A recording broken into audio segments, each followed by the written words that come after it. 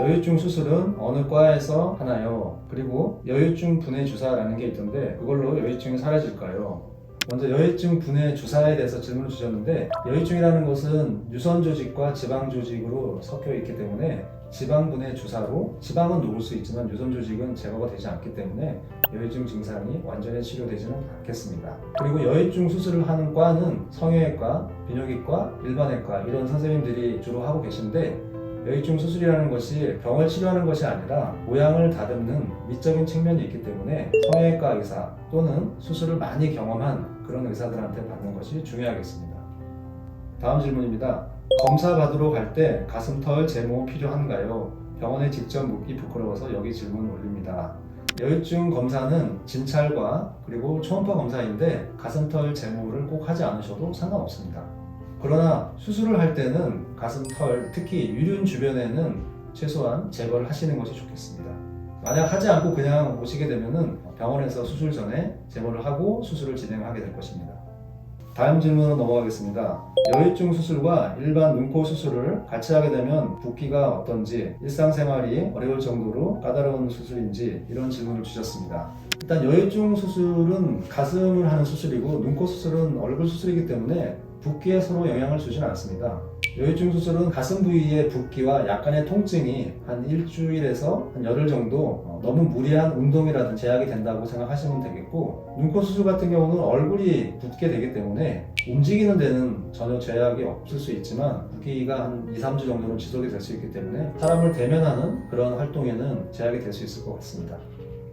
다음 질문입니다. 제가 오늘 여유증 수술을 했습니다. 근데 내일 일요일이라 월요일날 병원에 가야 되는데 압박 붕대는 그때까지 계속 하고 있어야 하나요? 여유증 수술 후에 지혈을 위해서 압박 붕대는 꼭 필요합니다. 보통 하루에서 이틀 정도는 압박 붕대를 착용하고 있는 것이 좋겠습니다. 네, 다음 질문입니다. 여유증 수술 후 며칠 뒤부터 머리 감는 거와 샤워가 가능한가요? 정확한 답변 부탁드립니다. 먼저 여유증 수술 후 일상생활을 하는 데 있어서 가장 중요한 것은 혈종이 생기지 않게 하는 것입니다. 혈종이라는 것은 출혈을 의미하는데 보통 하루에서 이틀 정도 압박 붕대를 잘 착용을 하신 후에 혈종이 없는 것을 확인하게 되면 샤워 내지는 머리 감는 그런 정도의 일상생활은 하셔도 크게 문제가 되지 않습니다. 다음 질문입니다.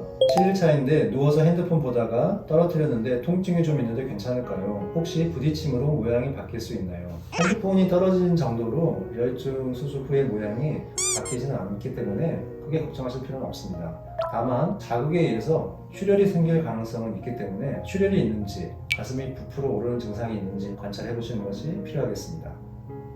다음 여유증 수술 후 부작용에 대한 질문입니다. 수술 후 압박복을 입는 기간이 지나고 가슴 밑부분에 주름 모양으로 함몰이 되었습니다. 회복시킬 방법이 없을까요?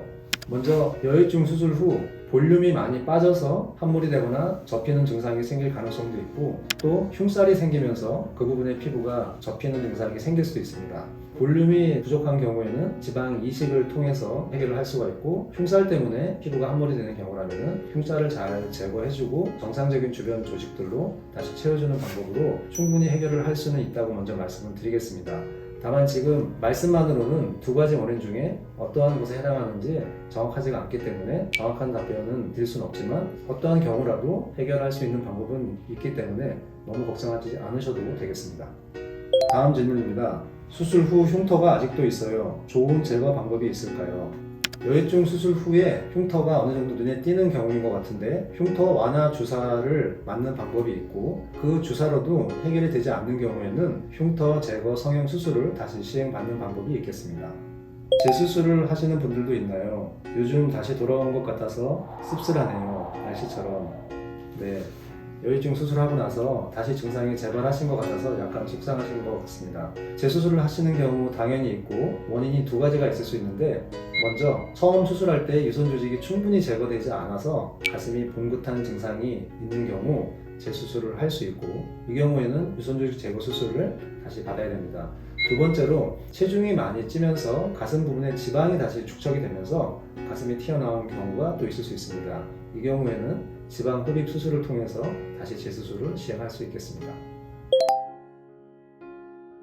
아주 소량은 다 있어요. 남자라도 소량은 다 있는 거고, 유선을 완전히 제거할 수도 있는데 무조건 그렇게 수술하는 건 아니죠. 왜냐면은 모양이 뭐 이상해진다면은 이제 그건 의미가 없는 거기 때문에, 유선을 90%만 제거했을 때 이 사람이 평평한 모양을 유지하면은 그게 그 사람한테 맞는 거고, 모양을 기준으로 제거되는 거고, 무슨 뭐 암이나 혹 제거하듯이 뭐 탁 프로수를 정해놓고 하는 건 아니에요.